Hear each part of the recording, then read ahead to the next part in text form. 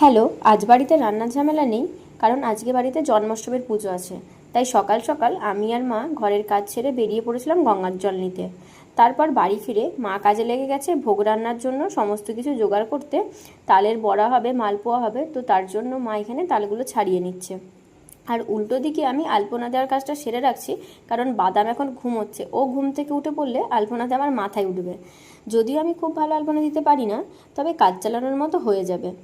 তারপর চলে গেলাম গোপালের জামা আর সাজের জিনিস রেডি করতে। আমার বাড়িতে দুটো গোপাল আছে, একটা প্লাস্টিকের, ওটা আমার মেশে থাকার থেকে শুরু হয়েছে আমার সাথে থাকা। তো ওর মায় আমি এখনও কাটিয়ে উঠতে পারিনি, তাই দুটোকে আমি একসাথেই রাখি। আর এখন আর একজন নতুন যুক্ত হয়েছে, যার কাছে গোটা খাট পড়ে থাকা সত্ত্বেও তিনি আমার দেওয়া আলপনার ওপরে এসেই শোবেন। মা ভোগ রান্না শুরু করে দিয়েছে, আর আমিও রেডি হয়ে বসে পড়লাম পুজোর কাজে। পুরোহিত যদি আমার বাবা, আর আমি হেল্পিং হ্যান্ড। এই যে পুজো শুরু। গোপালকে স্নান করিয়ে বাবা আমার কোলে দিল। আজ ওর সাজের দায়িত্ব আমার হাতেই। এদিকে এক গোপালের সাজগোজ, অন্যদিকে আর এক গোপাল দুষ্টুমি। এই যে হাতের বালা, পায়ের নূপুর পরে বাবু আমার পুরোপুরি রেডি। এবার পুজো শুরু। তারপর আজ প্রথমবার আমি ব্রত কথা পড়লাম। অঞ্জলি আরতি কমপ্লিট করে গোটা বাড়ি পঞ্চপ্রদীপ দেখিয়ে সব শেষে শান্তির জল নিয়ে পুজো কমপ্লিট হলো।